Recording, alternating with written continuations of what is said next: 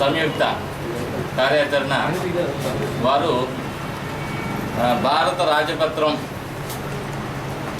విభిన్న ప్రతిభావంతుల హక్కుల చట్టం 2016 ఆర్పిడి యాక్ట్ 2016 అంటారండి.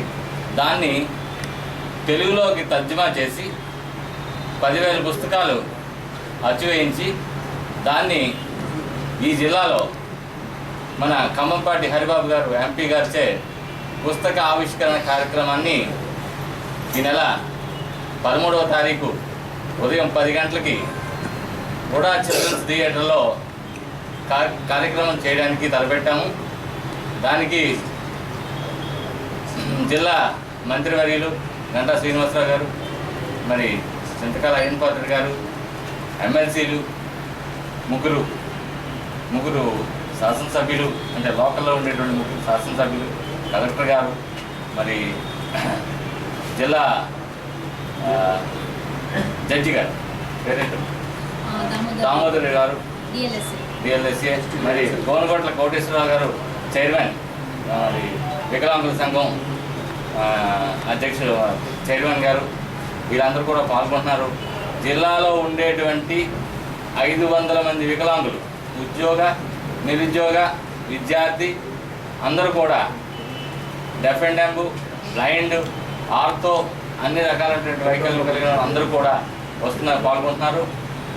మరి ఈ కార్యక్రమాన్ని అందరూ కూడా వచ్చి దిగ్విజయం చేయాలని కోరుకుంటున్నాను సార్. నేను మా అసోసియేషన్ పేరు డిఫరెంట్లీ ఏబుల్డ్ ఎంప్లాయీస్ అసోసియేషన్. నేను రాష్ట్ర కార్యదర్శి శ్రీనివాసరావు మాట్లాడుతున్నాను.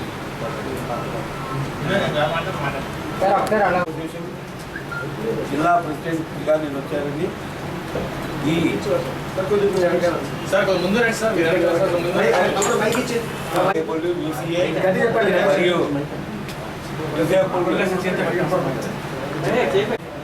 జాయింట్ యాక్షన్ కమిటీగా ఏర్పడ్డాం.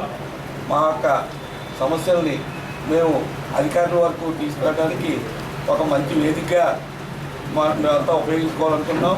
కాబట్టి ఈ యొక్క సమావేశాన్ని సక్సెస్ చేసి దీంట్లో ప్రతి ఒక్కరూ పార్టిసిపేట్ చేసి అన్ని రకాలుగా మా యొక్క సమస్యలు ప్రతి ఒక్కరూ అర్థం చేసుకొని మాట్లాడి ప్రతి ఒక్కరూ మాతో పాటుగా కృషి చేస్తారని భావిస్తూ ఈ సమావేశాన్ని దీపం చేయవలసిందిగా ప్రతి ఒక్కరిని అభ్యర్థిస్తాం.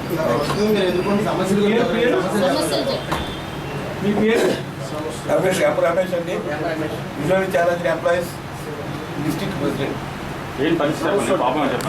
సమస్యలు అంటే ప్రత్యేకంగా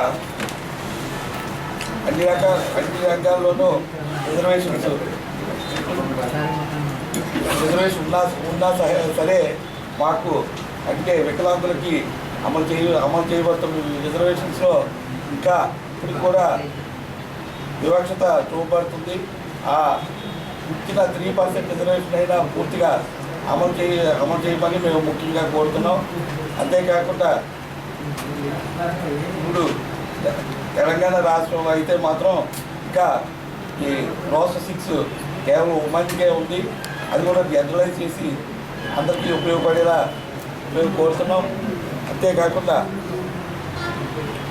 నిరుద్యోగులైన వికలాంగులకు ఆయా రంగాల్లో వాళ్ళు ప్రోత్సహించి కనీస సౌకర్యాలు కూడా నోచుకుని వాళ్ళందరికీ మెయిన్ స్ట్రీమ్ తీసుకురావాల్సిందిగా మేము కోరుతున్నాం.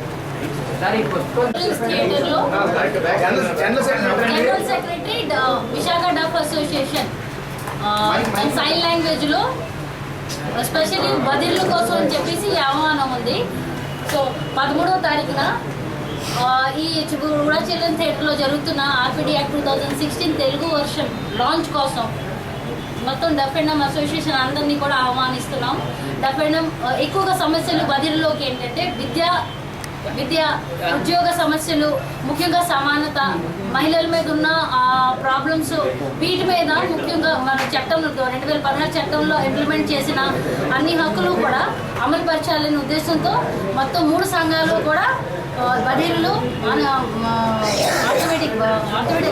Orthopaedic handicap and visually challenges, వీటితో పాటు మానసిక దివ్యాంగుల తాలూకా ఉన్న సంస్థలు కూడా